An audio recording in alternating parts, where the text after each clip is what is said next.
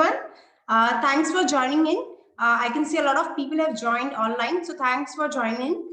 I, C. Ruchi Goyal, on behalf of ICI Jaipur, welcome you all in second day of workshop on drafting skills under faceless regime. As you know, every assessment, every appeal would be now faceless, and adopting to a new nature would be difficult. So Rajiv Soganiji is the speaker of the day, and he will take us through the process and challenges that we can face during faceless regime. CA Rajiv Soganiji, he is a founder and managing partner of R. Sogani and Associates Jaipur. He has a vast experience of 34 years in the field of taxation and auditing. He successfully litigated on direct taxation matters before tribunal and has several reported judgments in his credit.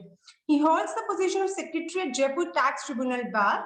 He has been a member of various national forums and committees like Export Advisory Committee of ICI Delhi, Fiscal Law Committee of CA Institute Delhi, Accounting Standard Board of the CA Institute Delhi, etc.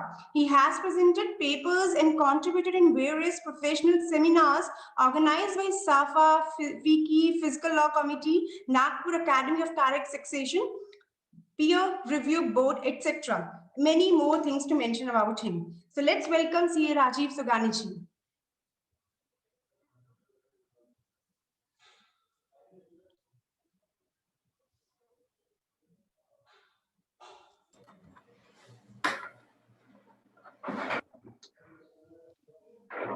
Thank you very much, Ruchi ji. Thank you. May I start?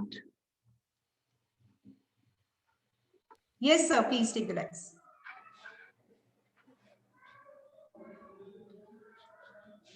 Chairman of Jaipur branch, Anil Yadav ji, today's coordinator, Ruchi ji. Thank you very much, and all the esteemed participants of this webinar. Thank you very much for giving me this opportunity of sharing my views, or rather developing my views on a very new subject. We all know old saying, "Avashyakta Avishkar ki janni hai," and this has come out as a new Avashyakta, and we all together will have to invent this new skill which is relevant in a faceless regime. Friends, to be very honest, I have never attended any course, a formal course on the drafting skills, least to say about the drafting skills in the faceless regime. I have never read any literature on this subject. But yes, definitely, I have some experience of about 35 or 37 years in the field of direct taxation, where drafting skills are required. And whatever I would be discussing, that would not be the theoretical portion of the drafting skills, but I will be sharing what I have learned over these years to make any drafting or any communication to be meaningful. That I will share with you all. And my understanding is that we may be very expert in our own subject, but the optimum use of our knowledge of that particular subject is possible only when we have adequate skills in drafting also. So combining the two skills, we can make a meaningful utilization of our skills. And the importance has become all the more, it has become all the more relevant because of the faceless regime. And we all know that faceless regime has its own challenges, which we will discuss. And even if we have good drafting skills already, but we will have to modify those skills in the requirement of faceless regime. और मैं ये नहीं समझता कि हमारा बहुत ज्यादा समय लगेगा. Maybe we will interact later on, later part of the session. So friends, I start with my presentation, and I start with the difference between oral communication and written communication. We all know that oral communication is the God gift. बच्चा पैदा होता है, starts communicating. Rona is a communication. He communicates that he is in trouble. उसको दूध चाहिए. So oral communication is a God gift to the mankind. It's a very natural way of communication, and therefore it is the most effective way of communication. And while oral communication, we have all the advantages because सामने वाला बात हमारी समझ पा रहा है या नहीं समझ पा रहा है. अगर हमें ऐसा लगता है उसके फेस एक्सप्रेशन से कि वो बात नहीं समझ पा रहा है, तो हम बात को दूसरे तरीके से रखने का प्रयास करते हैं ताकि उसको समझ में आ जाए. And we focus on his face expressions कि उसको हमारी बात समझ में आ रही है या नहीं आ रही है, क्योंकि उसके फेस के एक्सप्रेशन से हम समझ सकते हैं कि वो कंफ्यूज्ड है या वो एनलाइटेंड है. वो हमारी बात को समझ करके जो उसने एक्सप्रेशंस दिए हैं उससे हमारी बात जो हम कहना चाहते हैं वो पूरे तरीके से पहुंच चुकी है या नहीं चुकी है. जो ओरल कम्युनिकेशन है उसमें बहुत सारे अदर एडवांटेजेस हैं. हम किस चीज को एम्फेसाइज करना है, मॉड्यूलेशन ऑफ आवर लैंग्वेज, कहाँ हमें बात को जोर से कहना है, कहाँ बात को धीरे कहना है, कहाँ बात को रिपीट करना है. All those facilities are possible only when we are orally communicating with others. और इसीलिए आज की तारीख में भी जो कोर्ट्स हैं, एटलीस्ट इन इंडिया, अमेरिका में I understand that verbal arguments have been dispensed with totally in some of the situations, but still there also if you want oral communication you can demand. Same is the position in our country where after this COVID, this webinars, this written submissions are given, but still we can demand the oral communication maybe through video conferencing or maybe in the courtroom. That is possible. और इसी की वजह से हमें जो oral communication या court room जो arguments होते हैं उसके एडवांटेजेस भी अभी तक इंटैक्ट हैं. उसको रिटन कम्युनिकेशंस टोटली रिप्लेस नहीं कर सकते. That is my understanding.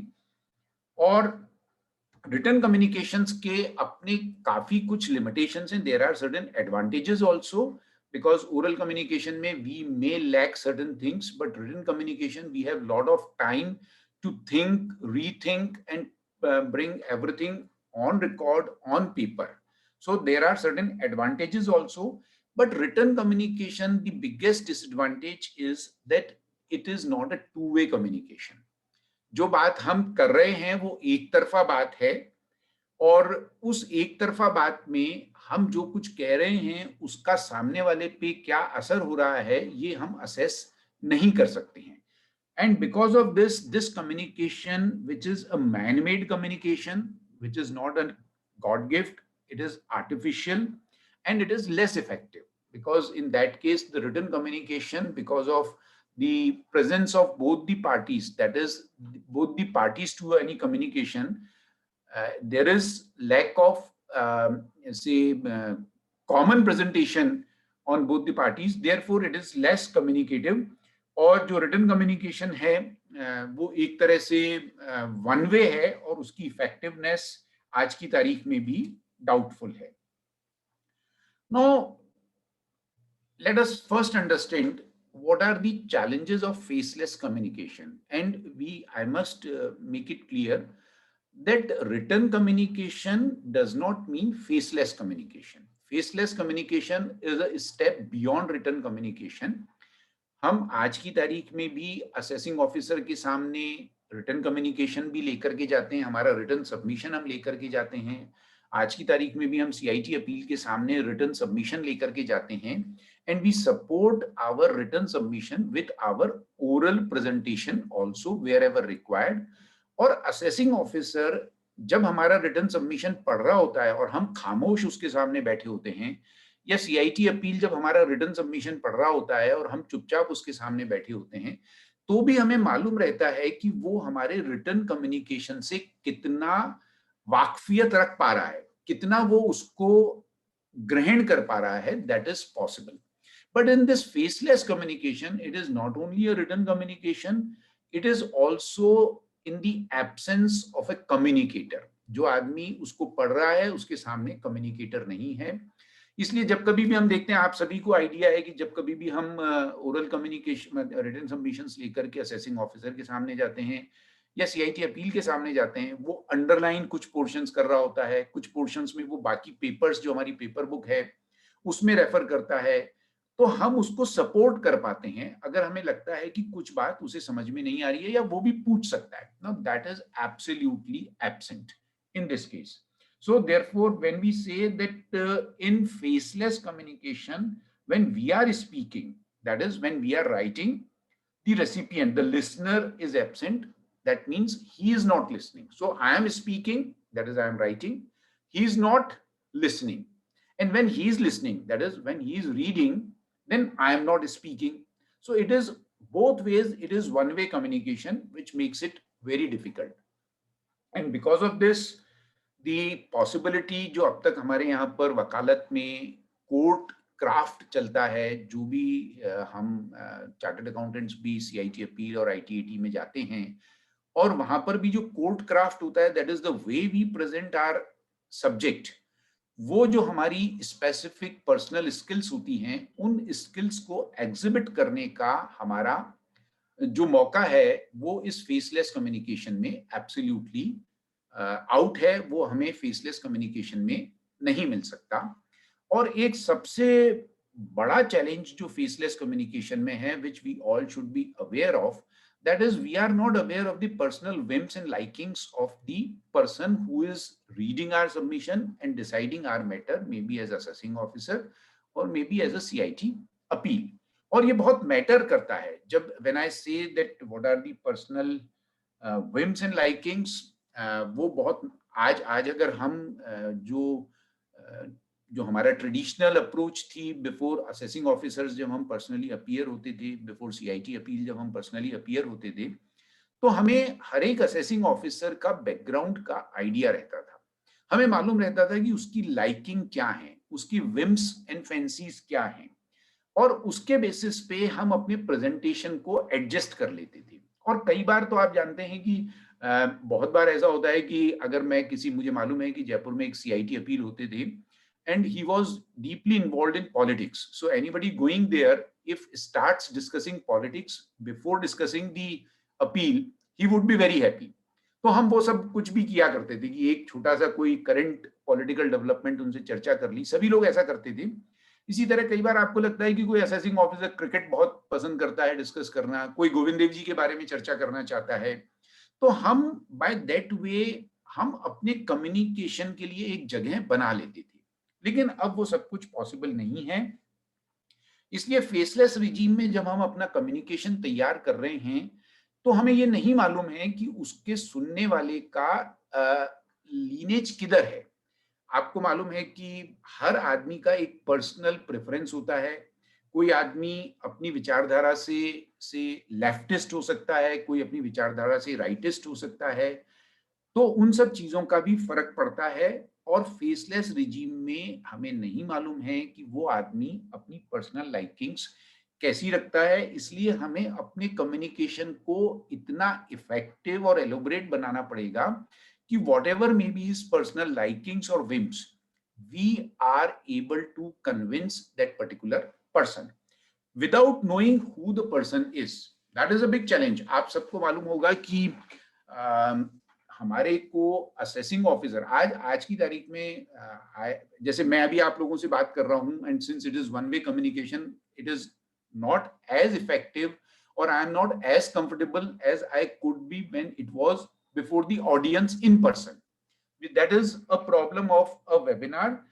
Now इसकी वजह से हमें जो आदमी हमारी बात सुनकर के निर्णय ले रहा है, उसकी लाइकिंग्स क्या हैं, उसकी हमें कोई जानकारी नहीं है.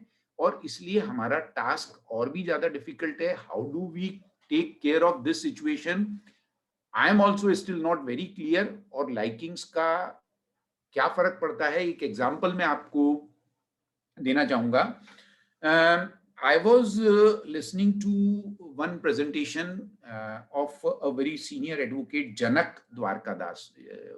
हो सकता है आप लोगों में से किसी ने उनका नाम सुना हो. He is a company law expert in particular, और अभी टाटाज वगैरह के केसेस को भी ये हैंडल कर रहे थे.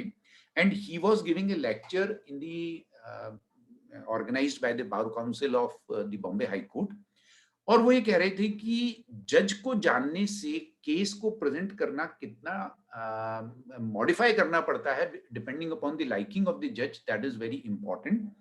और वो एक केस का जिक्र कर रहे थे, I will like to share that, and this I am sharing because now this privilege or this knowledge is not available with us in the faceless communication, but that impact would still be there. Now what he was narrating a case was, उनके सामने कोई case था जिसमें गोवा के अंदर एक hotel ने जितनी परमिटेड हाइट थी उससे ऊपर हाइट पे कंस्ट्रक्शन कर लिया था, and the matter was before the Bombay high court. और बॉम्बे हाई कोर्ट के सामने he could communicate convince the court कि जो ऊपर वाली हाइट है वो एक ऑर्नामेंटल कंस्ट्रक्शन है, वो रियल सेंस में कंस्ट्रक्शन नहीं है, ये कोई डोम है। इसलिए जो बायलॉज हैं लोकल अथॉरिटीज के, उनमें जो ऑर्नामेंटल कंस्ट्रक्शन है उसको काउंट नहीं किया जाता है in the permissible height of construction. The Bombay high court was convinced और बॉम्बे हाई कोर्ट ने उनकी अपील अलाउ कर दी थी और उनको क्लाइंट को रिलीफ मिल चुका था। लेकिन किसी एनजीओ ने, जो कोई एनवायरनमेंट पे वर्क करता था, कोई एनजीओ, उसने उस मैटर को सुप्रीम कोर्ट में चैलेंज किया और उन लोगों ने सुप्रीम कोर्ट के लिए जो नारिमन सीनियर एडवोकेट हुआ करते थे सुप्रीम कोर्ट में, उन्होंने उनको एंगेज किया। और जैसा सुप्रीम कोर्ट के एडवोकेट्स बहुत कम समय देते हैं, तो ये लोग जाकर के, जैसा जनक द्वारकादास ने जिक्र किया, कि ये लोग जाकर के उन एडवोकेट से मिले। उन एडवोकेट ने सारी बात समझी लेकिन उस पर बहुत ज्यादा तवज्जो नहीं दिया। जो भी बायलॉज, हाइट, जो ऑर्नामेंटल कंस्ट्रक्शन, आर्किटेक्ट से डिस्कशंस, उन सब पे उन्होंने बहुत ज्यादा ध्यान नहीं दिया। उन्होंने पूछा कि आपने वहां पर कुछ पेड़ लगाए हैं क्या? तो उन लोगों को समझ में नहीं आया कि पेड़ लगाने से इस केस का क्या ताल्लुक है। बोले नो, आई वांट कि आपने वहां पेड़ लगाए हैं क्या? They were very reluctant in answering this query of that senior advocate Nariman. लेकिन उन्होंने बहुत इंसिस्ट किया कि नो, आई वांट, और आपका लैंडस्केप कंसल्टेंट कौन है वो लाइए, उसके लैंडस्केप के जो नक्शे हैं वो लाइए, और कितने प्लांट लगाए हैं वहां, पेड़ लगाए हैं, वो सब लाइए। खैर, उन्होंने हार करके सीनियर एडवोकेट के सामने उन्होंने ये कहा कि साहब ये हमारा लैंडस्केप का नक्शा है और हमने 30,000 पेड़ लगाए हैं, और किस किस तरह से क्या पेड़, वो सब चीजें बात उन्होंने समझाई। एंड देवर मतलब वो एक तरह से बड़े परेशान थे कि इस केस का इन पेड़ से क्या ताल्लुक है, और ये इतने सीनियर एडवोकेट को करने की क्या दिक्कत ये है कि वो हमारी बात सुन नहीं रहे हैं, and we will lose the case in the Supreme Court. Anyhow, Supreme Court में जिन जज के सामने वो मैटर लग रहा था, तो जो एनजीओ थे उन्होंने सारा अपना रखा कि भाई इससे एनवायरमेंट इफेक्ट हो रहा है और ये हो रहा है। जब इनकी बारी आई तो जज का पहला सवाल ये था कि मिस्टर काउंसिल, आपके जो होटल है क्लाइंट, उसने कितने पेड़ लगाए हैं? And he was ready with the answer, see this is the map of landscape और हमने 30,000 प्लांट लगाए हैं। And he was so much convinced with this 30,000 trees answer that he allowed the relief was given to that hotel. So that was the way we could prepare our cases. We knew who the person will be dealing with our case, whether he is assessing officer or whether CIT appeal, और हम उसके basis पे अपना case तैयार कर सकते थे। अगर कोई असेसिंग ऑफिसर अकाउंटेंसी नहीं समझता तो हमें मालूम है कि भाई ये केस उसको समझाने में हमें काफी दिक्कत आएगी, और हम फिर उसको बहुत अच्छे तरीके से तैयार करके जाते थे कि भाई उसको अकाउंटेंसी समझाना थोड़ा मुश्किल होगा। एज अगेंस्ट दैट, अगर मान लीजिए वो असेसिंग ऑफिसर ऑलरेडी कोई चार्टर्ड अकाउंटेंट है या वेल वर्स्ड विद अकाउंटेंसी, हमारे एक्सपीरियंस के हिसाब से, कि भाई he will not be difficult to understand, he will not find it difficult to understand accounting, तो हम उस अकाउंटिंग को बहुत सहज तरीके से, ज्यादा प्रिपेयर नहीं करते थे। वी न्यू कि भाई वो तुरंत ये बात समझ जाएगा। Now therefore one of the biggest challenges in faceless communication would be, we are not aware of कि वो जो आदमी है वो किस तरह का है, जो हम उसको बात बता रहे हैं वो किस तरीके से वो समझेगा, वो चीजें हमारे सामने पढ़ेगा नहीं। Therefore, that is a big challenge. How to overcome this challenge, that we will discuss, but I am also not very sure how this challenge would be overcome by the professional fraternity when we are dealing in faceless regime. Now, friends, before further coming to the challenges for faceless regime, let us understand that whenever we are presenting a case before assessing officer, maybe, or before CIT appeal, because only these two levels are faceless presently, तो हमारे को ये समझना चाहिए कि हम presentation में मुख्य बात है क्या चीज, हमें अपनी एक बात कहनी है और हमें अपनी बात मनवानी है. That is, therefore, I feel there are two important things we must keep in mind. That is, we must have the capacity of hypnotizing that person. जो assessing officer है और जो CIT अपील है, वो हम अपने प्रेजेंटेशन से उसको हिप्नोटाइज कर सकें. जब हम पर्सनल अपीयर हो रहे हैं तो हो सकता है ओवर द इयर्स हमने ये स्किल एक्वायर कर ली हो एंड हमने जो बात करने का तरीका है उसकी सीक्वेंसिंग, उनके अंदर अगर हमने कोई उदाहरण दिए हैं, वो सब चीजें इस तरीके से रखते हैं कि वो एक तरह से हमारी बात से मंत्रमुग्ध हो जाता है, वो हिप्नोटाइज हो जाता है और एक तरह से वो हमारी ये बात मान लेता है. और इससे सेकंड मैं कहता हूं कि we must be able to hijack the thought process. मतलब हम उसको थॉट प्रोसेस को अगेंस्ट अस जाने ही ना दें. That is possible. I have seen lot many good advocates that they will present their case in the court in such a manner that step by step it will be very difficult for any judge to come out of what is served to him in the courtroom by that particular advocate. So if we have the skill of hypnotizing or if we can hijack the thought process of that particular person, we will be able to convince him and whatever हमारे जो भी client या जिसको भी हम बात present कर रहे हैं जिसके behalf पे, the decision can be in his favor. तो ये एक बहुत स्किल है और ये स्किल जो अब तक हमारा ट्रेडिशनल तरीका था उसमें अब बहुत चेंज हो गया है और रिक्वायरमेंट सेम है. Hypnotising and hijacking the thought process still is there, but now how we do it without knowing the person, without knowing his personal likings, and that is also without personally appearing before him, just through a written submission, which while reading the written submission he gets hypnotized. While reading the written submission his thought process is totally pro us and he cannot deviate from the thought process which we want him to follow. That is a very big challenge. And ये मेरे ख्याल से hypnotising आप सभी लोग समझते हैं कि बहुत बार ऐसा होता है, आपने कभी वो केसेस सुने होंगे कि कुछ लोग घर में महिलाओं के पास जाते हैं और सोना दुगना कर देंगे, ऐसी बातें कहते हैं और वो उनकी बातों के चक्कर में आ जाती हैं और वो अपना सारा गहना निकाल के दे देती है और वो चल जाते हैं, जिसको हमारे मारवाड़ी भाषा में बुर्की पहनना कहते हैं, बुर्की उड़ाना कहते हैं. So that is nothing but hypnotizing. That is, they will present their point of view in such a manner that the person will not be able to think anything other than what he's saying. So that skill is still relevant. It is still required. How we apply this skill in a written communication phase in a faceless regime, that is a big challenge. Let us see how we are able to develop this particular skill. Now, therefore, the drafting in a faceless regime will be with a difference. अगर faceless regime नहीं है, that is, we have to draft certain submission, but we go there with that written submission before that assessing officer or before the CIT appeal. That is not a big challenge because we have all the advantage of supplementing that written submission by way of our oral submission before that particular officer. Now that is absent here. Therefore, there is a challenge when it is a faceless regime.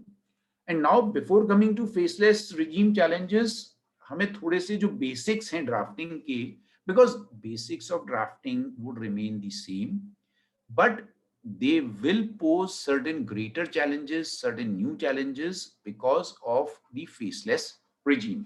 Now, what are the basics? Let us briefly discuss what are the basics of drafting. And when we say drafting, we are discussing this with reference to making presentations before the assessing officers and CIT appeal. These draftings are not those traditional draftings of normal agreements or the contracts or the memorandum and articles of association. It has nothing to do with that drafting. It is specific to presenting our case before the tax authorities. Now, first and foremost, that is all about my personal experience. That is, assume yourself as assessing officer and CIT appeal. Based on that, prepare your submission. Based on that, prepare your case. In what manner, acting as an assessing officer, acting as a CIT appeal, you will digest that. Many times हम जिसे कहते हैं ना कि हम अपनी डबली बजाते रहते हैं, बट हम ये नहीं समझते हैं कि ये सामने वाला उसको किस एक्सटेंट तक समझ पाएगा। और ओरल कम्युनिकेशन में या रिटर्न सबमिशन बनाते वक्त भी चूंकि हमारी बहुत सारी बातें, हमारा केस पूरा समझा हुआ होता है, इसलिए जब हम उसको शब्दों में उतारते हैं तो हमारे समझे हुई बात का आधा हिस्सा हमारे दिमाग में रह जाता है और आधा हिस्सा कागज पे शब्दों के रूप में आ पाता है। Now that makes absolutely incomplete reading for that particular person who is going to read this that submission and decide our case. So that is a difficult thing. हमें ये ध्यान में रखना चाहिए कि जो कुछ भी हमारी समझ है, असेसिंग ऑफिसर सीआईटी अपील पहली बार उस बात को हमारे इस सबमिशन के द्वारा समझेगा। इसलिए जो बैकग्राउंड हमारे पास है या जिसे हम समझते हैं कि these things are very obvious for anyone to understand, उनको भी हमें अपने सबमिशन में maybe in a brief, but assuming that assessing officer and CIT appeal would not know anything about this, on that presumption and assumption, we should make a submission, and thereafter, after completing that, let us switch over to the role of assessing officer or CIT appeal, go through that submission, that whether as a person who is reading it for the first time, whether he will be able to comprehend everything what we have written or what is the subject matter of that appeal, और वो हमारे बिना assistance के पढ़ रहा होगा। I am again repeating, written submission with assistance is a different thing. Written submission without assistance is altogether a different thing. So without our assistance, he would be reading that. तो इसलिए पहला test मैं मानता हूं कि अगर संभव हो तो हमें जो रिटर्न सबमिशन हम बना रहे हैं फेसलेस रिजीम में, उस रिटर्न सबमिशन को बनाने के बाद the acid test would be कि हम वो सबमिशन किसी दूसरे आदमी को हमारे ऑफिस में दें, दूसरे सीए को हमारे ऑफिस में दें और कहें कि आप ये पढ़ के बताओ को आपको ये बात कितनी समझ में आई जो मैं कहना चाह रहा हूं। And I am sure at least in the beginning days हम पाएंगे कि उसका जो कुछ भी अंडरस्टैंडिंग है जो हम समझ रहे थे उससे बहुत कम अंडरस्टैंडिंग उसकी होगी। So that is a big challenge. और इसको हम जब हम समझेंगे कि जो बात हम कह रहे थे उसका केवल 60% सामने वाले को बात समझ में आ रहा है, it means it requires improvement so that the further we bring it to as close as to 100%। और मैं आपको अभी इन दिनों का मेरा एक तजुर्बा बताता हूं। हमने हमारे ऑफिस में जब कोरोना टाइम चल रहा था तो बहुत सारी अपील्स जो पेंडिंग थी हम उनके सबमिशंस प्रिपेयर कर रहे थे। एज यूजुअल जो रिटर्न सबमिशंस सीआईटी अपील जो बिना फेसलेस रिजीम के होता था तो रिटर्न सबमिशन वहां भी देते थे, तो हम लोग वो तैयार हमने कुछ किए थे। और अभी अब चूंकि सब फेसलेस रिजीम में बहुत सारे नोटिस भी आ गए हैं तो हम उनमें से उन नोटिस जो केसेस हमारे अपने ऑलरेडी तैयार थे उनको अपलोड करने की तैयारी में थे। But in one case which was slightly complicated case जो पहले ऑलरेडी तैयार हो गया था, हमने ऑफिस में तय किया कि चलो इसको एक बार वापस पढ़ लेते हैं। And to our utter surprise, to my personal utter surprise, 2 महीने पहले जो मैं सोच रहा था बिल्कुल ठीक है, 2 महीने बाद जब मैंने पढ़ा तो मुझे ही नहीं समझ में आई बात। मुझे ही नहीं समझ में आई कि जो बात मैं कहना चाह रहा था 2 महीने के गैप के बाद वो मुझे, जबकि मेरे को उस केस का पूरा बैकग्राउंड था, उस केस को मैंने तैयार किया था। Now think of a situation where the assessing officer or the CIT appeal would not be aware of that thing beforehand, and he will for the first time know the subject matter of the dispute through that written submission. Now how much that written submission was lacking I could understand only when after a gap of about 2 months I read it again. So it is whatever we have prepared, ऐसा ना हो कि इधर हमने तैयार किया और उधर हम अपलोड कर दें, उसमें कुछ गैप रखें, दोबारा खुद पढ़ें, अपने आप को असेसिंग ऑफिसर और सीआईटी अपील की हैसियत से उसको पढ़ें और दूसरा किसी और को अपने ऑफिस में दें और उससे पूछें कि उसको ये बात कितनी समझ में आ रही है। Then only we will be in a position to know that yes to some extent this is possible और जो हमने बात कही है वो सामने वाले को समझ में आ पाएगी। Now another basic, again whether faceless or not faceless, the language which we are using, particularly when it is a written submission, the language should be as simple as possible. This is very difficult. To be simple is the most difficult thing. अगर हम art of simplifying the things develop कर सकते हैं, it means we have mastered the subject. The only problem is, आप हम सब जानते हैं कि जो लोग सब्जेक्ट में बहुत पारंगत होते हैं, those who have mastered the subject in a very simple manner, they can convey the real issues to the other person, और अदर पर्सन को वो अपनी बात भी उतने ही सिंपल तरीके से कन्वे करके मनवा सकते हैं.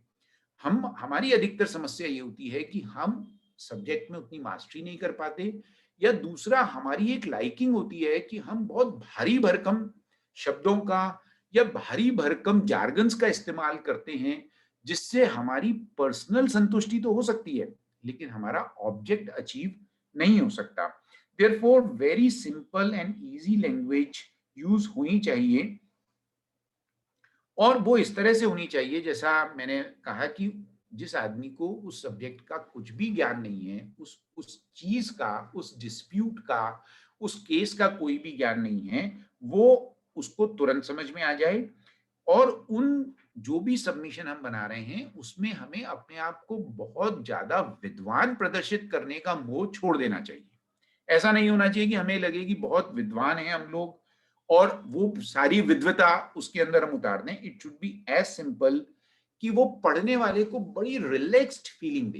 देखिए, दिक्कत ये है कि हम बहुत संतुष्ट हो सकते हैं कि हमने बहुत भारी भरकम चीजें उसके अंदर लिख दी हैं, लेकिन पढ़ने वाले को अगर 4 बार डिक्शनरी उठानी पड़ गई, तो मान के चलिए कि आप चाहे डिक्शनरी में जो आपने लिखा है वो वर्ड बिल्कुल ठीक है, लेकिन वो बोलचाल की भाषा से अलग है, आमतौर पे उन शब्दों का इस्तेमाल नहीं होता है, या हमारी जो टेक्स्ट की टर्मिनोलॉजीज हैं उसमें उसका इस्तेमाल नहीं होता है, तो वो टर्मिनोलॉजीज, वो लैंग्वेज उसको सहजता प्रदान नहीं करेगी, और जो आदमी पढ़ रहा है, he will not feel relaxed about it, and that will impact the outcome of your case. Therefore, it has to be as simple as possible, and it should be as easy language as possible. उसको कभी भी dictionary उठाने की जरूरत ना पड़े. That is the situation one should attempt for. Now, the next issue which we think is relevant for the drafting skills is short lines in very short paragraphs. Hamari another problem which is there, that we are not brief. We all tend to be very elaborate, or in the process we lose sight of the subject matter. We are not able to focus and pinpoint the real issues, और हम उसके इर्द गिर्द हम इतना सारा मसाला discuss कर लेते हैं कि कई बार पढ़ने वाले को ये नहीं समझ में आता कि वास्तव में मुद्दा है क्या. Therefore, we should write very short lines and very short paragraphs.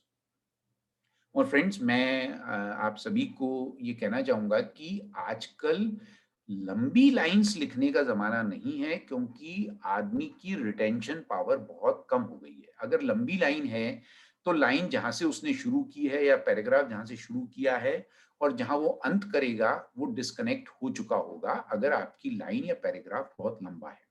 और ये मैं पर्टिकुलरली आजकल जो मोबाइल जमाना चल रहा है उसमें तो आदमी की रिटेंशन कैपेसिटी और भी कम हो गई है, और अगर आपने लंबा पैराग्राफ लिखा है, लंबी लाइन लिखी है, तो आप मान के चलिए कि इस बीच में कई बार वो अपने मोबाइल की वजह से डिस्ट्रैक्ट हो चुका होगा. And this fact we need to be careful, because वो होना चाहिए या नहीं होना चाहिए, that is a different issue. उसको मोबाइल साइलेंट रखना चाहिए, मोबाइल उसको ध्यान नहीं देना चाहिए, that is a different issue. But वो होगा हर हालत में, और उस वजह से जो बात हम कहना चाह रहे हैं वो नहीं समझ पाएगा. आप अपनी लाइन इतनी छोटी रखें कि वो एक बार में वो पूरी बात कैप्चर कर पाए, और उसका जो असर पड़ेगा वो बहुत अच्छा असर पड़ेगा.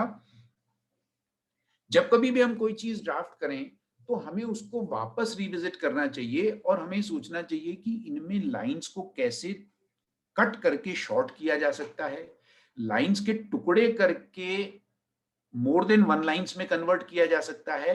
Then only it will be a good presentation, a good written submission, only when we are able to cut it short by reducing the length of our lines or the paragraphs. I'll give a very short example from which is maybe I was doing it a day before. I don't know, ये screen पे पूरा शायद नहीं आ पा रहा होगा. Is it? I don't know. Is it visible on the screen, the entire screen, or? Yeah, दिख रहा है. Now this is one line. I'm reading out. The line is: land was not purchased by the assessee, but was inherited by the assessee from his father on 11/4/1994, and development agreement was entered into even after lapse of around 12 years thereafter in 2006. Now this is one line. ये अब अगर आप देखें तो इसको हम convert कर सकते थे in as many as 3 to 4 lines. First, land was not purchased by the assessee, full stop. So the first thing we want to convey is the land was not purchased by the assessee. Let us stop here. Then how he became owner of this? The second line should convey it was inherited by the assessee from his father on 11/4/1994. So the second thing is, second part of the communication is conveyed in the second line. Third is, development agreement was entered into even after lapse of 12 years thereafter in 2006. Third चीज हम क्या convey करना चाह रहे थे कि वो development agreement उसका 2006 में हुआ था after a lapse of 12 years. अगर हम इन तीनों मसलों को एक साथ एक लाइन में लिखने का प्रयास करेंगे तो मुझे बहुत शक है कि it will be a comfortable reading for the reader, and that will impact adversely our case which is to be decided by that particular person. और आप पाएंगे कि ये इसको और भी तोड़ा जा सकता है. Development agreement was entered in 2006, full stop. This was after a lapse of 12 years. So still one more line is possible. Therefore, friends, my very humble suggestion to all the participants here, that desist from writing lengthy lines, desist from writing longer paragraphs. They are not good way of communication, और उसकी वजह से हमारा submission less effective हो जाता है. Now friends, the next issue is that there should not be any repetition. Repetition एक बहुत बड़ी समस्या है. मैं भी जो कम्युनिकेट कर रहा हूं उसमें आपको पाओगे कि मैंने कई बातें रिपीट की हैं, लेकिन repetition is not a good way of communication, particularly when something is there by way of a written statement before that person. Oral communication में हमें रिपीट करने की जरूरत हो सकती है कि उसने वो बात सुनी या नहीं सुनी, रजिस्टर किया या नहीं किया. उसने कई बार आप ट्राइब्यूनल में देखते हैं तो उन्होंने वो बात नोट किया नहीं अपने रजिस्टर में, तो आपको रिपीट करनी पड़ जाती है. But when it is a written submission there is no requirement of repeating. जब हमारा सबमिशन पूरा तैयार हो जाए तो हमें वापस देखना चाहिए कि क्या हमने कुछ बातें रिपीट की हैं इसमें. अगर हमने रिपीट की हैं तो जहां जहां बातें रिपीट हो रही हैं हमें वो बातें रिपीट होने से अवॉइड करनी चाहिए. जो रिपीटेशंस हैं उनको कट कर देना चाहिए, वो कोई अच्छा इंप्रेशन नहीं देते हैं. इसलिए जो दोहराने की आदत है जो नॉर्मली ओरल सबमिशंस के दौरान हो जाती है वो हमें रिटन सबमिशंस के अंदर केयरफुल रहना चाहिए. Then not only the lines should be short, the paragraph should be short, the entire submission has to be very brief and not lengthy. That is another important thing. और again हम probably college के जमाने से जो university level का जमाना होता था, मैं राजस्थान यूनिवर्सिटी में बीकॉम करने के बाद सीए किया, और बीकॉम में तो बिल्कुल, सीए में तो हमारे यहाँ नहीं होता है अपने यहाँ, लेकिन बीकॉम में तो ये एक बहुत बड़ा तरीका होता था. हम एग्जाम रूम से निकल करके, हॉल से निकल करके सब यही डिस्कस करते थे, यार तूने कितनी कॉपियां भरी, तूने कितनी सप्लीमेंट्री कॉपीज ली. और ये एक तरह का बेंचमार्क होता था कि जिसने ज्यादा लिखा है he will get more marks. But friends, that is not the position now. We have to be very brief. आज भी हम कई बार ये कहते हैं, मैं कई अपने साथियों से सुनता हूं कि साहब उसने मेरी अपील खारिज कर दी, जबकि मैंने 50 पेज का रिटन सबमिशन उसको दिया था. One reason for the appeal being dismissed is because that was as lengthy as 50 pages, and the CIT appeal had no patience to really understand what is written in those 50 pages. Therefore, had it been in just 5 pages, he would have read it. Maybe he would have read it twice. He would have digested the entire subject matter of the dispute and our viewpoint on that dispute. But since it was 50 pages, probably उसने बिना कुछ पढ़े ही हमारी appeal को खारिज कर दिया. So return submissions के केस में भी हमें बहुत ब्रीफ होना चाहिए. लेंथी सबमिशंस जो हैं वो किसी भी हालत में हमें कोई एक्स्ट्रा एडवांटेज नहीं देने वाले हैं. Rather there is a possibility कि वो एडवांटेज हमारा बल्कि डिसएडवांटेज में कन्वर्ट हो जाए. Now another thing which is relevant for we people, because we are presenting the legal situation also before the assessing officer or maybe the CIT appeal, unnecessary case laws का reference नहीं होना चाहिए. Otherwise, also before the assessing officer and to some extent even before the CIT appeal, what is more important is clarity about facts. Many times what we do, we forget the developing clarity about the facts, and rather we straight away jump on the legal aspects, and on legal aspects को हम overemphasize करना शुरू कर देते हैं. That is not a good way. जो case law हमारे directly related हो उन्हीं को हमें कन्वे करना चाहिए. मैनी टाइम्स ये होता है कि सुप्रीम कोर्ट का कोई एक जजमेंट हमारे पास है और हम उस जजमेंट को उस सबमिशन में लिख रहे हैं, और उसके बाद उस सुप्रीम कोर्ट के जजमेंट को लॉर्ड ऑफ हाई कोर्ट्स ने फॉलो किया है, ट्राइब्यूनल्स ने फॉलो किया है. मेरा मानना यह है कि उन सबको once a judgement is there of the Supreme Court, maybe there is no requirement of mentioning all those High Court's judgments which are delivered on the basis of that Supreme Court judgment, which we are already using in our submissions. So we can cut short our submission by not mentioning those judgments which have been delivered following that judgment of the Supreme Court.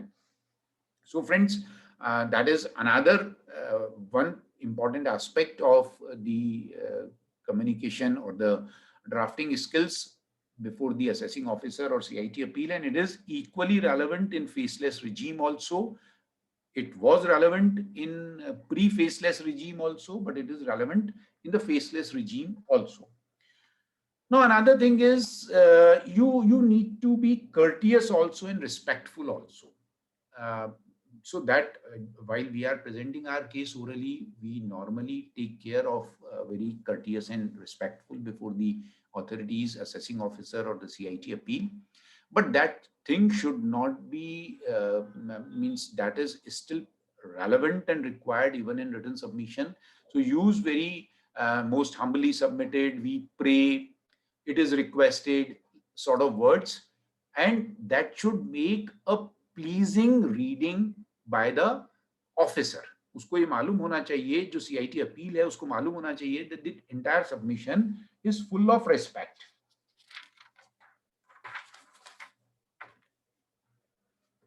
Now these we have discussed the basic skills of drafting which are relevant in both faceless or the pre-faceless or the traditional drafting skills when we were presenting our cases in person before the assessing officer or the CIT appeal. But there are now requirements of different skill sets when it is a regime of faceless. So we from the basics of the basic skills of drafting, we have to further build on. और वो build on कैसे करना है उसके बारे में अभी देखिए क्या है कि रिटन सबमिशंस या फेसलेस रिजीम अभी स्टार्ट ही हुई है, और उसका इम्पैक्ट कैसे कैसे होने वाले हैं इन सबका ज्यादा आइडिया हम सब लोगों को अभी नहीं है. Definitely time to come we will learn more about it, but whatever I feel I propose to narrate और discuss those in the subsequent slides.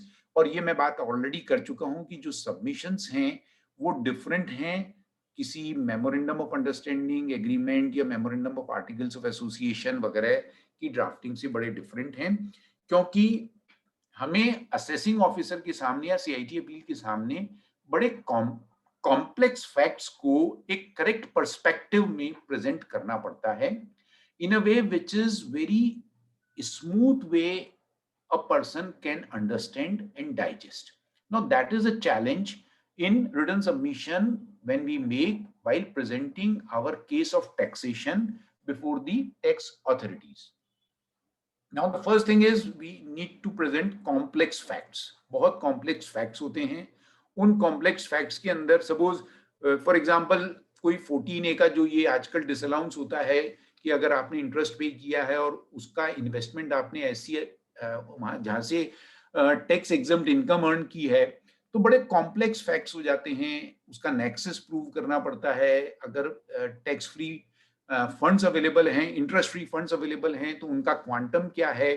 इन सब चीजों को, कॉम्प्लेक्स फैक्ट्स को प्रेजेंट करने के लिए डिफरेंट स्किल्स चाहिए और कॉम्प्लेक्स फैक्ट्स को राइटिंग में प्रेजेंट करने के लिए और भी ज्यादा हायर लेवल ऑफ स्किल्स की रिक्वायरमेंट है. Now, when we say that complex facts are to be presented, I suggest that more and more tabulations should be used. That makes the things easier for the person to digest. Therefore, जो हमारे submissions हैं, उनमें हमें अधिक से अधिक wherever possible, wherever required, we should use more and more tables. Now, for example, see this table. Now, this table, I don't know whether right hand side of this is appearing to the participants or not. It is a case of investment under section 54F. और case definitely ये है कि मैंने कब अपने एक particular asset बेची, फिर उसके बाद मैंने नया मकान खरीदा, तो उसका एग्रीमेंट कब किया था, फिर मेरे चूंकि इन्वेस्टमेंट करने का भी एक टाइम फ्रेम है रिटर्न फाइलिंग की डेट का, 139(1) से पहले मुझे क्या करना है, कैपिटल गेन्स अकाउंट में जमा कराना है. अगर उस पर्टिकुलर ईयर में कोई डेट एक्सटेंड हो गई है और 139(4) का एक्सटेंडेड टाइम क्या है, अल्टीमेटली मैंने एग्रीमेंट मकान के परचेज करने का कब किया था और मकान अल्टीमेटली किस तारीख में मुझे परचेज हुआ, और ड्यू डेट जो सेक्शन 139(4) की एक्सटेंडेड है वो डेट क्या है. ऑल दोस थिंग्स जो उस केस के अंदर रेलेवेंट हैं, ऑल दोस टाइमलाइंस आप पाएंगे कि इसके अंदर as many as 8 timelines are important and relevant for understanding the issue involved in that particular case. Now, अगर वो किसी पैराग्राफ रूप में आप लिखेंगे तो बहुत मुश्किल होगा किसी पढ़ने वाले के लिए कि वो प्रॉपर तरीके से, प्रॉपर सीक्वेंस में उसको रजिस्टर कर पाए. और अगर आप उसको डेट्स वाइज लिखेंगे और वो डेट भी क्रोनोलॉजी में रहेंगी, फर्स्ट इवेंट सबसे पहले और उसके बाद सब्सिक्वेंट इवेंट्स की जो भी डेट्स हैं वो उस क्रोनोलॉजी में चलेंगी, तो उस पढ़ने वाले को बहुत आसानी रहेगी और वो उसको बहुत आसानी से डाइजेस्ट कर पाएगा. Therefore, friends, my suggestion is use as many tables in this faceless regime so that our viewpoint and the real issue involved is properly communicated to the reader. Now, another example of this is, you know, जैसे section 68 के editions होते हैं और हम assessing officer के सामने confirmation भी देते हैं, उस पार्टी का ITR भी देते हैं, उस पार्टी का बैंक स्टेटमेंट भी दे देते हैं. तो अगर हम ये सब बातें किसी टेबुलेटेड फॉर्म में लिखते हैं कि किसी आदमी का हमने क्या क्या चीज दे दी और वो पेपर बुक में किस पेज पे है, तो that makes a very effective communication. उसको बड़ी एट अ ग्लांस बात समझ में आ जाती है पढ़ने वाले को कि एट अ ग्लांस हमने कौन कौन सी चीज असेसिंग ऑफिसर के सामने दे रखी है, और अगर वो देखना चाहे तो specific page number paper book का उसके सामने है. अनदर वे कुड बी कि हम ये लिख दें कि हमने कंफर्मेशंस, ITRs और बैंक स्टेटमेंट्स इन चारों लोगों के दिए और वो पेपर बुक पेज 1 से लेकर के 12 पर है. Now it will B bit difficult for him. अगर मान लीजिए वो सीता का पेपर बुक बैंक स्टेटमेंट देखना चाहता है, he will not know. Therefore it is better to tabulate the things, और टेबुलेट करके हम इस तरह से करें कि जो फेसलेस रिजीम में आदमी हमारी बात पढ़ रहा है उसको जो डॉक्यूमेंट देखना है with ease he can do it. जैसा मैंने कहा कि अगर हम ये लिख दें कि 1 से 12 पेज पर ये पूरी 12 चीजें हैं, लेकिन कौन सी चीज कहां पर है ये नहीं है, और उसको पूरे 12 पन्ने पलटने पड़े किसी एक चीज को देखने के लिए, तो वो उचित नहीं होगा. और ये हम सब समझते हैं कि अगर वो इससे थोड़ा अनकंफर्टेबल हो रहा है तो वो इम्पैक्ट उसका हमारे ऑर्डर में रिफ्लेक्ट होगा. Therefore, we must make him his reading as comfortable as possible so that the possibility of getting a favorable decision or getting convinced of our viewpoint increases. I don't say that these are the ultimate things, but these do contribute in the in affecting the mindset and ultimately in affecting the decision of that particular case, whether it comes in our favor or not. If it is a very clumsy presentation, जहां पर कोई तारतम्य नहीं है, sequence नहीं है, बहुत बेतरतीब तरीके से बातें कही गई हैं, पेपर बुक मान लीजिए 50 पेज या 200 पेज की पेपर बुक है, उसकी प्रॉपर इंडेक्सिंग नहीं है, उनका प्रॉपर स्पेसिफिक रेफरेंसेस नहीं है, और पढ़ने वाले को बात ढूंढना और उसको कोरिलेट करना विद द एविडेंसेस डिफिकल्ट है. I am pretty sure such things cannot give favorable decisions, and definitely our case before the assessing officer or even before CIT appeal, the chances of losing that would increase. So we need to minimize those chances by improving upon these matters. I don't say that against the adverse facts, by just better presentation we can win the cases, but definitely a good case can be made better or the best by appropriately presenting it. Or the other way around, a good case or the best of the cases can be lost because of very poor presentation. Now, another suggestion would be that using the flow charts in faceless regime, जैसे मैंने कहा faceless regime में tables का काम में लेना बहुत meaningful रहता है. tables के काम लेने से हम जो बात कहना चाह रहे हैं वो बहुत अच्छे तरीके से पढ़ने वाले के दिमाग में उतर सकती है. उतने ही अच्छे तरीके से कई बार अगर कोई चेकर्ड इवेंट्स हैं और हम उनका फ्लो चार्ट बना देते हैं, जैसा हम सभी को मालूम है कि फ्लो चार्ट से अंडरस्टैंडिंग बहुत इजी हो जाती है और हमें वो फ्लो चार्ट्स वगैरह का इस्तेमाल आमतौर पर करना चाहिए. Now see this flow chart again. I am not sure whether, because on my screen the right hand portion is of the participants in my picture appearing, therefore the right side portion is not very clear. I don't know what is the position. Sir clear दिखाई दे रहा है. हैं जी, clear दिखाई दे रहा है. Right hand side भी दिखाई देता है सर? हाँ बिल्कुल दिखाई दे रहा है. Now see this case. I'll just explain this. It's a case of some private limited company.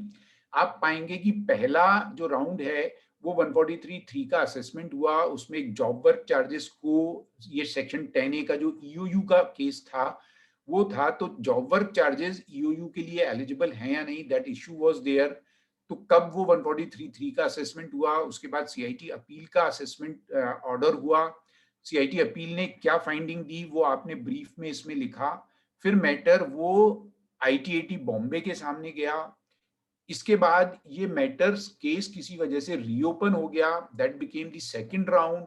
Second round में कौन सा नया इशू आया, that was deciding what constitutes the turnover for the purpose of calculating the total turnover for working out the 10A benefit. That was the issue, so that is mentioned.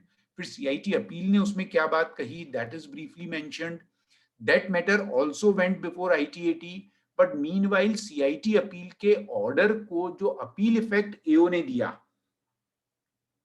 वो appeal effect का order कब आया, उस appeal effect के order में उसने क्या problem कर दी, उस अपील इफेक्ट के ऑर्डर का CIT अपील के सामने वापस अपील की गई. That became the third round. और CIT अपील के उस ऑर्डर से भी रिलीफ नहीं मिली और that is challenged before ITAT. I am sure, और ये ITAT के सामने हमारा प्रेजेंट केस है, but we need to bring the background facts, entire facts to the income tax appellate authority. ITAT के सामने हमें, या मान लीजिए ये CIT अपील के सामने भी करना हो. आई एम श्योर अगर हम orally without this flow chart अगर प्रेजेंट करेंगे तो it will be very very difficult for that person to understand, क्योंकि 3 राउंड्स, 3 स्टेजेस और उनके अंदर अलग अलग डिसीजंस, उनको डाइजेस्ट करना और रिटेन करना बहुत आसान नहीं है, unless at a glance through a flow chart in one page the matter is conveyed. It will be very easy for them to understand at the first instance and also to refer it back whenever they are dictating the order, because we need to facilitate them a situation. We should help them. Our written submission should be in a way help them in dictating the order. अगर order dictate करते वक्त हमारे written submissions की मदद नहीं ली जा सकती तो order हमारे favor में आने की संभावना reduce हो जाती है. And you all know, however intelligent and hardworking the assessing officers or the CIT appeals may be, but if something ready-made is available to them which reduces their workload, definitely that will have a positive impact on the mindset of that authority, and our position, our chances of winning the case वो improve हो जाते हैं. Another example, see this example also आजकल आप लोग देख रहे होंगे कि बहुत सारे केसेस वो पेनी स्टॉक्स के चल रहे हैं और उसमें हमें पूरी ट्रेल बतानी पड़ती है कि भाई कब हमने शेयर्स खरीदे, उनका पेमेंट हमने किस तरह करा, फिर वो कभी मान लीजिए उनमें होता है कि वो शेयर्स स्प्लिट हो गए या कहीं अमलगमेशन हो गया कंपनी का, फिर उसके बाद हमने शेयर्स बेच दिए, बेचे किस तारीख को और पैसा किस तारीख को कब आया. Now you see that on the left hand side there are events, and on the right hand side what are the evidences we are placing before that particular authority they are mentioned. And if on the right hand side whatever things we are submitting, if we also mention the paper book page, things would become very easy for that particular person to understand and also to evaluate all facts on the basis of a particular instance happening. Suppose purchase of shares hai, the contract note issued by such and such broker. So if he wants to know see the contract note, immediately he can place his hands on that particular note.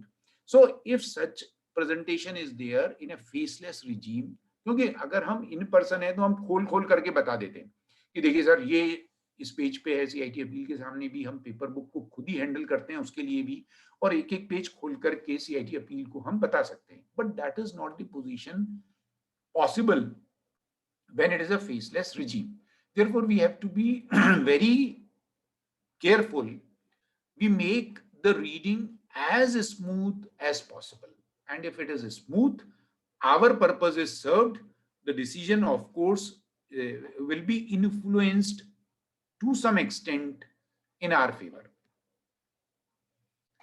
Now friends, therefore in a faceless regime we need to be innovative, because we are not present while the submission is being read by that particular authority.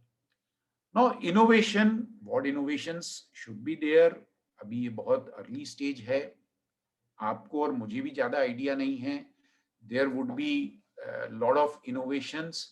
हमें उन innovations की मदद से हमारे submissions को जितना effective हम बना सकेंगे उतनी संभावना हमारे केस के फेवरेबल जाने की होगी, या एटलीस्ट हम अपना काम एक बहुत ही अच्छे तरीके से अपने केस को सामने जो अथॉरिटीज एंड टैक्स अथॉरिटीज उनके सामने प्रेजेंट कर सकेंगे.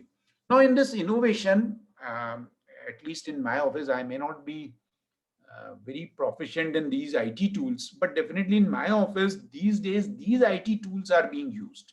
I'm not very conversant about these IT tools, but in my office these tools are being used, और इन टूल्स के यूज करने से सबमिशंस में काफी इनोवेटिव प्रेजेंटेशंस हम कर सकते हैं. द पर्पस अगेन इज कि बहुत स्मूथली हमारी बात in a most comfortable manner, in the most relaxed manner, वो हमारी बात सामने वाले अथॉरिटी को समझ में आ जाए.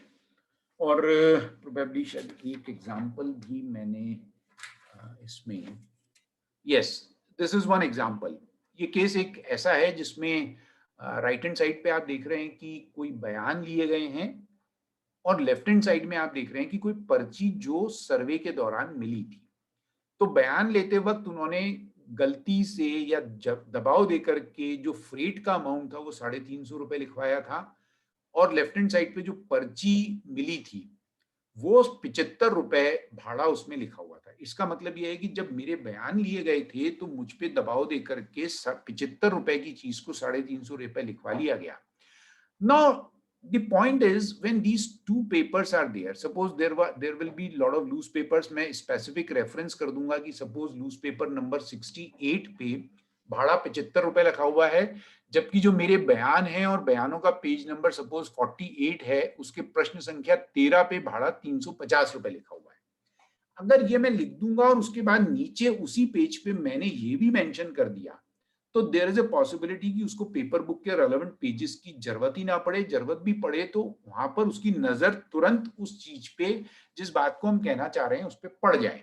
तो ये टूल्स अगर हम इस्तेमाल कर रहे हैं तो that will make our work very effective. और उससे जो बात, वरना आप ये मान के चलिए कि उस आदमी को जब हम प्रेजेंट नहीं है, वो इन 75 रुपए जहां लिखा हुआ है उसकी नजर वहीं पड़े, और जहां 350 रुपए लिखा हुआ है उसकी नजर वहीं पड़े, ये बड़ा मुश्किल है, बहुत डिफिकल्ट है, और उसका नुकसान या खामियाजा हमें ही भुगतना पड़ेगा अगर उसे ये बात क्लियरली समझ में नहीं आई। और दिक्कत यह है कि हम वहां पर्सनली प्रेजेंट नहीं है to explain these two things, otherwise हम उंगली पकड़ करके उन्हें बता सकते थे कि देखिए यहाँ पर ये लिखा हुआ है और उन्होंने बयानों में ये दर्ज किया है। So friends, these are some of the tools which can be used, and I know the younger generation in this regard is much more proficient, and if they use these tools and make the submission more effective, they would be at a better position. They will have an edge over others when it comes to faceless regime. So friends, so far as my presentation is concerned, this is what all I wanted to convey. I know I don't have anything much to talk about. This is all. I'm not going to deal. I have not purposely taken those notes which are normally available in some literature about skill of drafting skills. Whatever practically I feel or I have learned or I have to some extent developed, those things I have shared with you.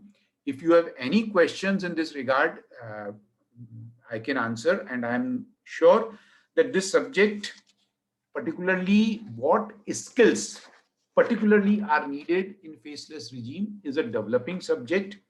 Over the period when we work more and more in faceless regime, we will come to know, we will develop those skills, and therefore thereafter when the subject is fully developed, we will be proficient in this. It is at a nascent stage, it is at a developing stage. As on today, we don't know what impacts them more, what impacts them less, and what is the way they read, that is also not presently known to us. So friends, thank you very much.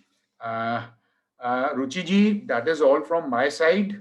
Anil Yadav ji, thank you very much from my side. I am open to questions, but before that, I am extremely grateful to the branch chairman for giving me this opportunity of, say, aggregating my thoughts on the subject and giving my own. There was brainstorming within my office also to make the submissions more effective in faceless regime. Thank you very much. We can discuss if any questions are there. Thank you. Thank you, Rajiv ji. You have definitely taken few points which is really important for all of us while handling faceless regime. I would request everyone to please share the questions if you have any.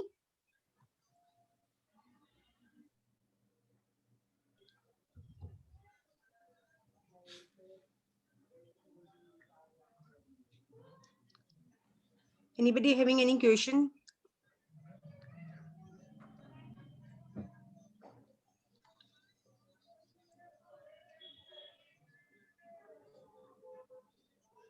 Seems like Rajiv ji have covered so well that nobody has any question. I don't know whether that is because we have covered or whether it was lacking badly. God knows. And that is the problem of this sort of faceless regime. Yes. Yeah. So we can conclude, Ruchi ji? Yes. I would request Anil Yadav ji to please conclude from here. Yes, sir. If you have some time, can you discuss on other topics also? अगर किसी कोई query किसी और topic पे हो तो. Yes, I am available if anybody has any query and which I can often respond. So I am available if anybody has any query, you can discuss. So I request all the participants, if you have any query related to income tax, because Satish ji कुछ पूछना चाह रहे हैं sir, एक बार सतीश जी को मैं वो पूछता हूँ. ये सतीश जी, अब आप खुद को सर अनम्यूट करके प्लीज आप.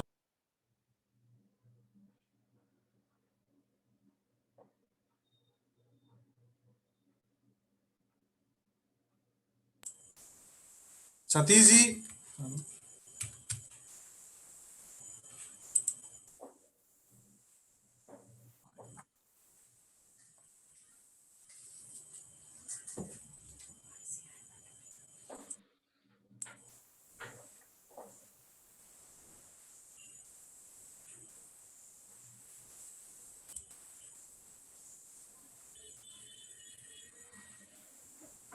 Satish ji, we request you to please unmute and ask your query.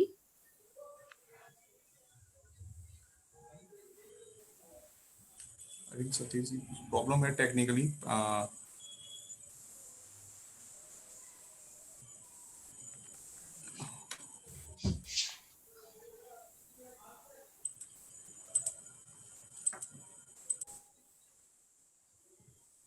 Sir विवाह से विश्वास स्कीम में कोई क्वेरी पूछ सकते हैं सर? सर आप म्यूट पे है एक बार. Yes, if anyone has any query, although the time left is now just 2 days, today and tomorrow, and I don't know whether any extension is possible or there is any charcha of extension, I am not aware. But any query, if anybody has. ठीक है. Sir एक query है sir, विवाद से विश्वास में कुछ जो पेनल्टीज है 271 और 271B की जो पेनल्टीज है उसके ऑर्डर अभी रिसीव हुए, मे बी जैसे तो उसके ऑर्डर अब रिसीव हुए हैं, तो जो हम अपील कर रहे हैं अभी जो फॉर्म भरेंगे उस फॉर्म में उस पेनल्टीज का नहीं जाएगा? नहीं सर, वो तो 31 जनवरी को the appeal should be pending. So anything जो आफ्टर 31st of January है उसके अंदर there is no possibility. Not possible. हमें जो इस स्कीम के बाद वाले तरीके से ही नॉर्मल अपीलेट चैनल से ही उसमें कोई रिलीफ है. That is not covered in the विवाद से because there is a cut off date in that. Okay ठीक है. ये सौरभ जी कुछ पूछना चाह रहे हैं? Yes Saurabh ji.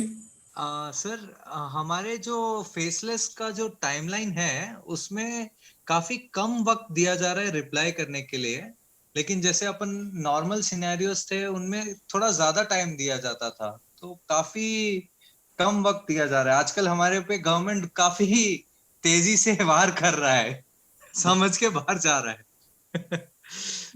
Definitely we are all under great pressure these days, and lot of appeal notices are there, lot of scrutiny because 2 assessment years are getting time barred on this 31st March unless the dates are extended. But Saurabh ji, मेरा मानना ये है कि ये again faceless regime जिसमें automated matters हैं उनके अंदर वी विल हैव टू, मैंने उसको इसलिए डिस्कस नहीं किया, स्पीड इज रिक्वायर्ड नाउ. वो जमाना नहीं है कि हम सोचें कि नहीं यार, देखिए अभी आपने देखा होगा कि हम टैक्स ऑडिट भी कर रहे थे और हमें सबमिशंस भी देने पड़ रहे थे. जी. वो जमाना नहीं था कि हम डिपार्टमेंट में जाके कह देते कि साहब देखो अभी परेशान मत करिए, हम लोग टैक्स ऑडिट में बिजी हैं.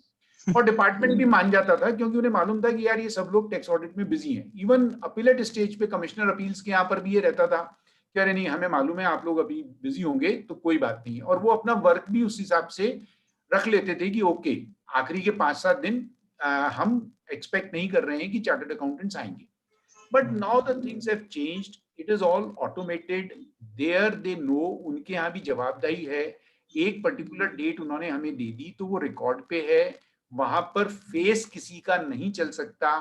ऐसा नहीं हो सकता कि अमुक जना जाकर के कहे कि साहब मैं कह रहा हूं अब साहब मैं कुछ दिन नहीं आ पाऊंगा तो आप इस केस को पेंडिंग रख लें. ऐसा कुछ भी संभव नहीं है. Therefore one more thing need to be developed in our offices is the speed. और मेरा मानना यह है कि पहले हम अपील आती थी तो अपील केवल एक फॉर्म 35 दाखिल किया और भूल जाते थे. अब मुझे लग रहा है कि हमें उसी समय उस केस की तैयारी शुरू कर देनी पड़ेगी. वरना हम जब नोटिस आएगा और तब तैयारी शुरू करेंगे तो I don't think there is a possibility of preparing it properly, और फिर क्लाइंट तो यही एक्सपेक्ट करेगा कि ये क्या हुआ। एंड अभी तो ये मेरे को लग रहा है कि डिपार्टमेंट थोड़ा लीनियंट है in giving adjournments, but otherwise department, जैसा आपने फेसलेस जो स्कीम्स हैं उसमें देखा भी है, उसमें स्कीम में लिखा हुआ है कि आपको 15 दिन में जवाब देना है। एडजॉर्नमेंट्स के बारे में उसमें कुछ भी नहीं लिखा हुआ है, लेकिन अभी तो डिपार्टमेंट लीनियंट है, हम सब लोगों को एडजॉर्नमेंट्स भी दे रहा है। Although in appeals my office has received certain notices where it is mentioned that you have taken couple of adjournments and now the matter would be decided on merits on the basis of whatever is available on record. So let us be very careful. Time to come, we will have to have the speed. Otherwise, the cases would be decided without our submissions being considered by them, and that will be, we will cut a very sorry figure before our clients. And I don't know how we need to develop, how इस skill को, इस speed को develop करने के लिए बहुत आसान काम नहीं है। हम सबको बहुत परिवर्तन लाना पड़ेगा द वे वी वर्क, और हमें प्रोबेबली जो है ना, कल पे कोई काम नहीं छोड़ना पड़ेगा ऐसा लगता है। अब ऐसा नहीं लगता है कि हम टैक्स ऑडिट्स को टूवर्ड्स एंड पाइल अप होने दें, क्योंकि उस समय अगर नोटिसेस भी आ रहे हैं तो हमें उसके जवाब देने पड़ेंगे। तो speed is one thing we need to develop.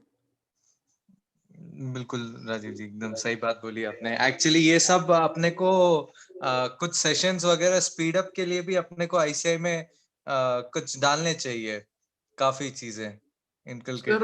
हाँ, that is true, because with mutual sharing of experience, how one is able to cope up with this pressure, वो mutual experiences share होने से हम कुछ collectively improve कर पाएंगे। But individually हम लोग एक पुराने तरीके के आदी हैं, और उस तरीके में अचानक मैं ये पा रहा हूं कि डिपार्टमेंट बहुत इक्विप्ड हो गया और हम अकेले पड़ गए।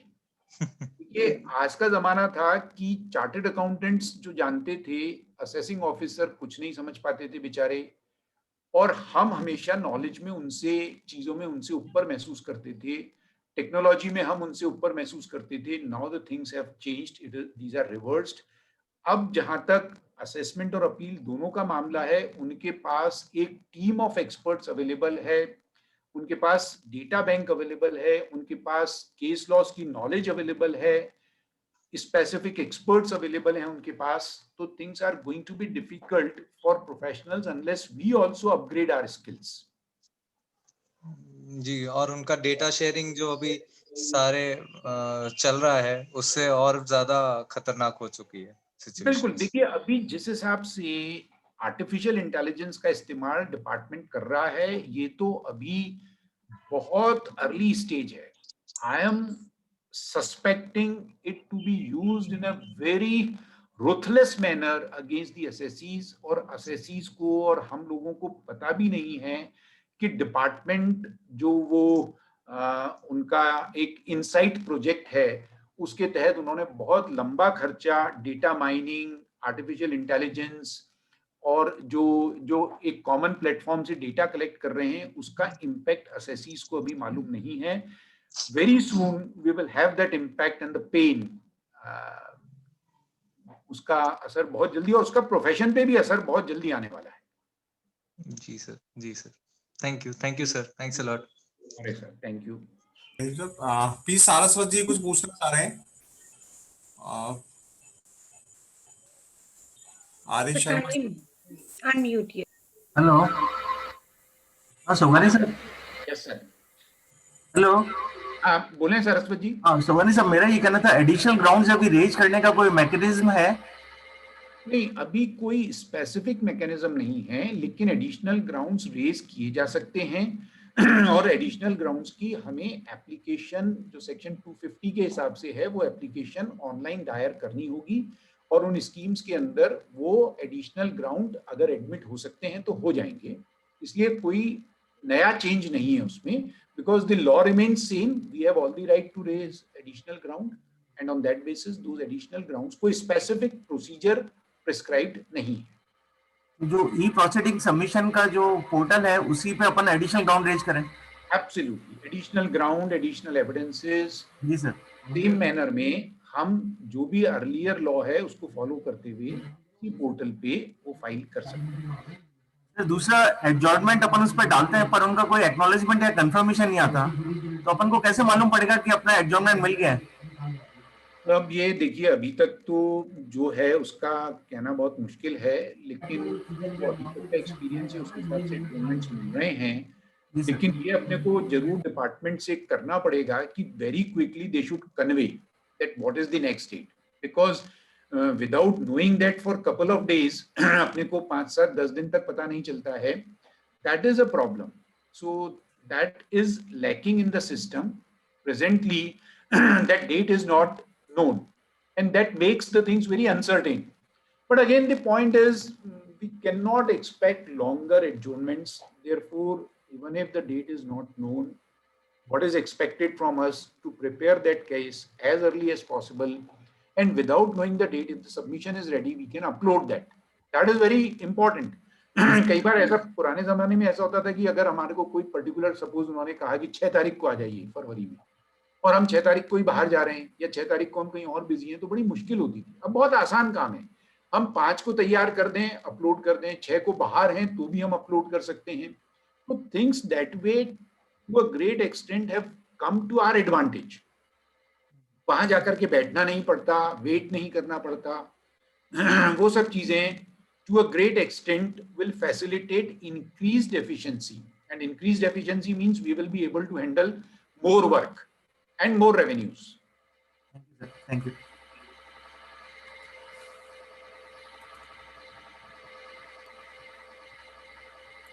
Harish Sharma Hridyansh sir is कुछ? also, yes, sorry. हाँ sir, Yes sir, yes sir. क्या हाल है? बस ठीक है सर। छद्म नाम से क्यों हो सर? बेटे का नाम से दिख रहे हो आप? नहीं, वो नाम, हाँ, पोते का नाम लगा हुआ है इसमें, oh sir.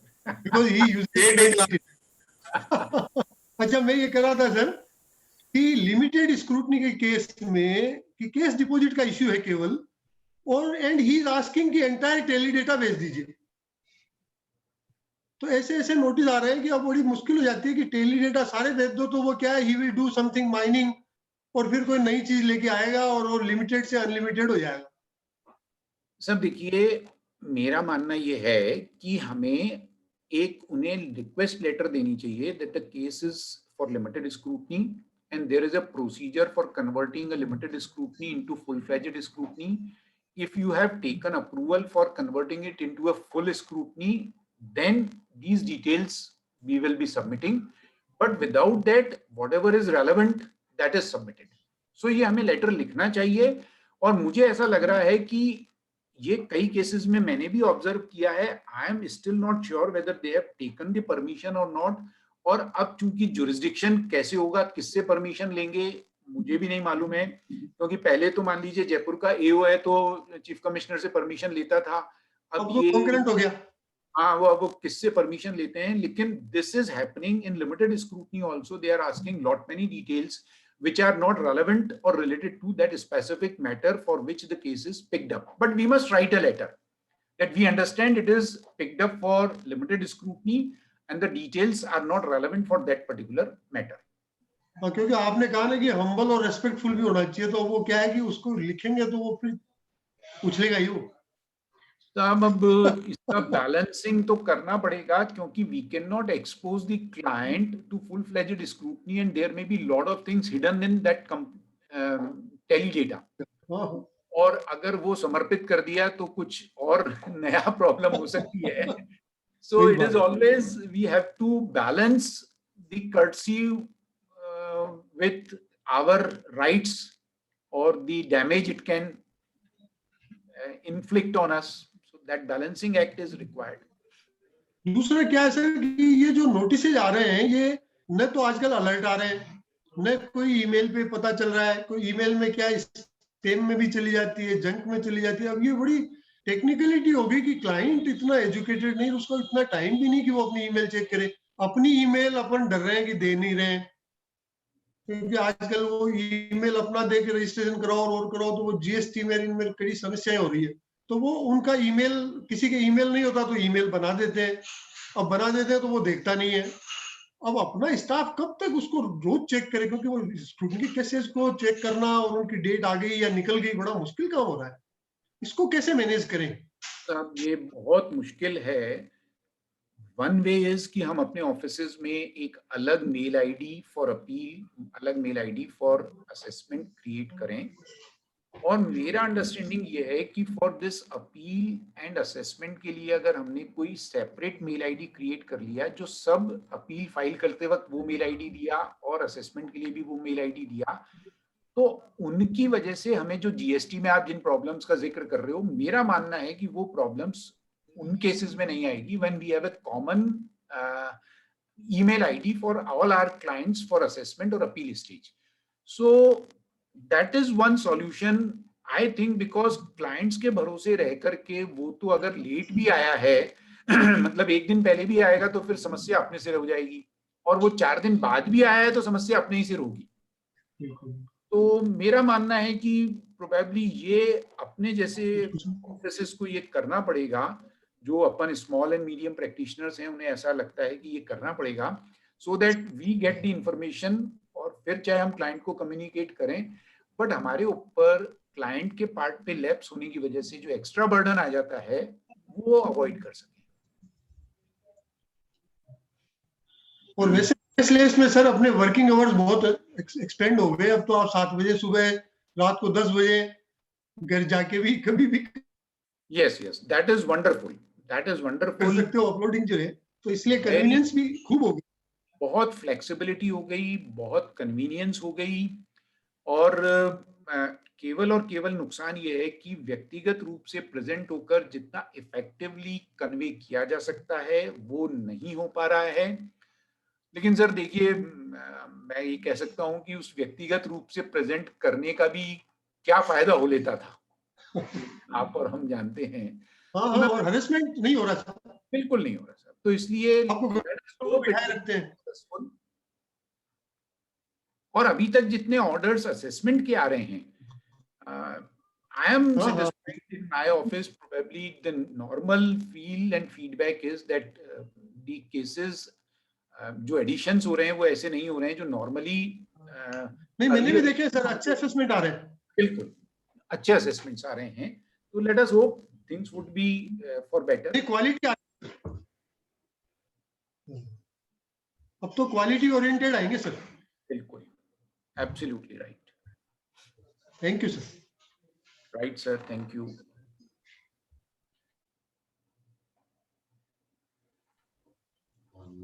So we also have few questions on the chat box. Can I take those up, please? Sure. So there is one question from Ravi. So whether basic documents need to be presented in faceless appeal? Basic documents means whatever form 35 के enclosures हैं, those are needed to be uploaded. Suppose the assessment order is needed to be uploaded. The power of attorney is also required to be uploaded. All right, yes.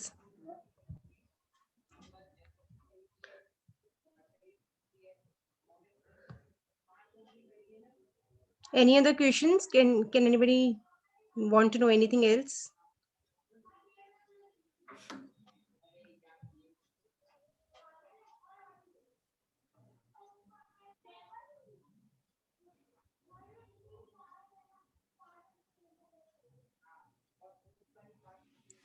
Anil ji. Yes ma'am, आप sum up करेंगे। अब I think मेरे हिसाब से कोई query है नहीं। In case और कोई क्वेरी आएगी तो हम राजीव सर से फिर पर्सनली उसका रिप्लाई लेके और वो रिवर्ट कर देंगे। My pleasure. I would be highly obliged. Any query, I would be too happy to respond. People are also asking for the PPT that sir has shared. Yeah, we will submit. We will upload the same on the ICAI Jaipur website. Right. Okay. Yeah. So thank you, Rajiv ji, for taking time for us. It was really good hearing you and knowing about such an important issue. I'm sure this is a new thing, so we will take time to learn and present in front of the officers. So we would be needing help of experienced people like you, definitely, and we will bother you again and again for these kind of sessions. My pleasure. So now I would request Anil ji to say a few words. Sir thank you sir, thank you so much sir, and so humble, so nice of you. आप इतने busy रहते हैं, मैं सबको बताना चाहूंगा sir, इतने busy रहते हैं कि सर से बात भी मतलब बहुत मुश्किल से हो पाती है, पर फिर भी व्हेनेवर जयपुर ब्रांच जब भी सर को कॉल करती है, sir is always ready. Sir ये कहते हैं कि ठीक है अनिल जी, मैं मेरे जो भी हियरिंग्स है मैं देखता हूँ, और जयपुर ब्रांच के लिए सर कभी मना ही नहीं करते। Sir thank you so much sir, thank you so much, and thank you so much Ruchi, thanks to you all, आपने टाइम दिया Jaipur branch, thanks to all. Thank you so much. Thank you everyone, Thank you everyone for joining. Thank you.